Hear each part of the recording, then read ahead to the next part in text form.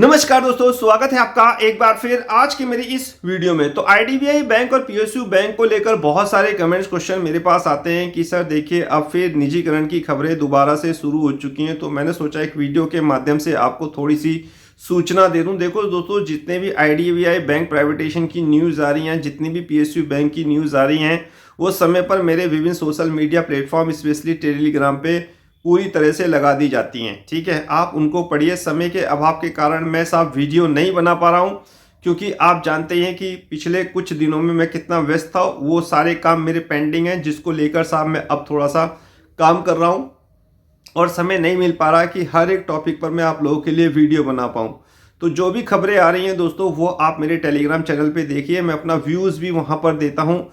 IDBI निजीकरण को लेकर जो खबरें आई थी, जिसमें आप लोगों ने सवाल पूछा है कि सर देखिए ये खबरें दोबारा से आ रही हैं, तो अभी बहुत सारी क्लियरेंस बाकी हैं दोस्तों, और मुझे नहीं लगता कि इतनी जल्दी ये क्लियरेंस पूरी होंगी। जैसे खबरें पहले आई हैं, मुझे लगता है कि ऐसे शायद अभी कुछ दिन खबरें और चलेंगी।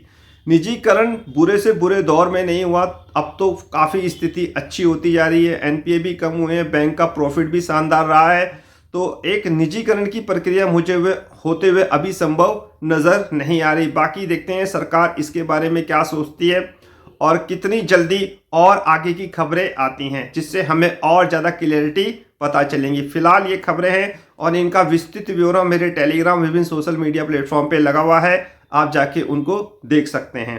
तो आईडीबीआई बैंक के बारे में तो सिर्फ मैं इतना ही कहूँगा दोस्तों कि अभी मुझे नहीं लगता कि ऐसी स्थिति है, निजीकरण की कोई ऐसी स्थिति है, क्योंकि बैंक भी शानदार परफॉर्मेंस कर रहा है। प्रॉफिट में देखिए या एनपीए के मोर्चे पे देखिए, तो निजीकरण की संभावना मुझे अभी होती हुई नज़र नहीं आ रही है। और जिस प्रकार की खबरें हैं, वो खबरें पहले भी आई हैं और आगे भी शायद आती रहेंगी।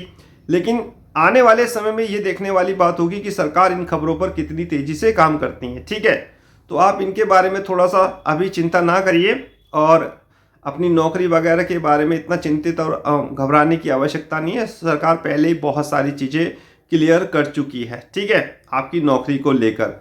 अब बात करते हैं पीएसयू बैंक में।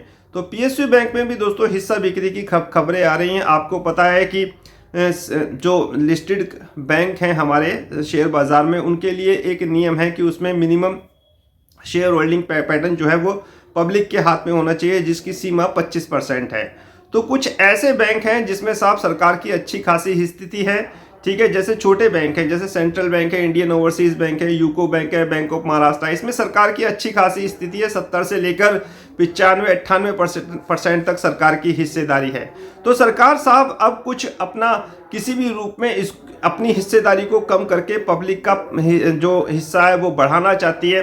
अब वो पब्लिक कोई भी हो सकती है, इंस्टीट्यूशनल बायर हो सकते हैं, कोई भी हो सकते हैं साहब। ठीक है, तो इस चीज़ से आपको दिक्कत परेशानी नहीं होनी चाहिए। ये एक नॉर्मल नियम है जो एक्सचेंज या सेबी ने बना रखा है कि इतनी मिनिमम पब्लिक शेयर होल्डिंग होनी ज़रूर चाहिए। तो यही एक साफ खबर थी और ये खबर मैंने आपको बता दी। और कुछ बैंक हैं, बड़े बैंक तो ऑलरेडी इन सब कार्रवाई को कर चुके हैं, जैसे पीएनबी, यूनियन बैंक, एसबीआई वगैरह। कुछ छोटे बैंक हैं जिसमें सरकार की अच्छी खासी हिस्सेदारी है और सरकार उन हिस्सेदारी को कम करके पब्लिक के हाथ में साहब जो शेयर्स है वो देना चाहती है। ठीक है, तो फिलहाल ये एक खबर थी। अब देखना होगा कि इस खबर पर सरकार आगे क्या कार्रवाई करती है, किसको लेके साहब आती है सरकार, किस रूप में हिस्सेदारी बेचती है, ये देखने वाली बात होगी। फिलहाल ये दो अपडेट मैंने आपको आईडीबीआई बैंक और पीएसयू बैंक के दे दिए हैं और इसकी विस्तृत खबरें आप मेरे टेलीग्राम और विभिन्न सोशल मीडिया प्लेटफॉर्म पर प्राप्त कर सकते हैं। फिलहाल मुझे आज्ञा दीजिए, नमस्कार।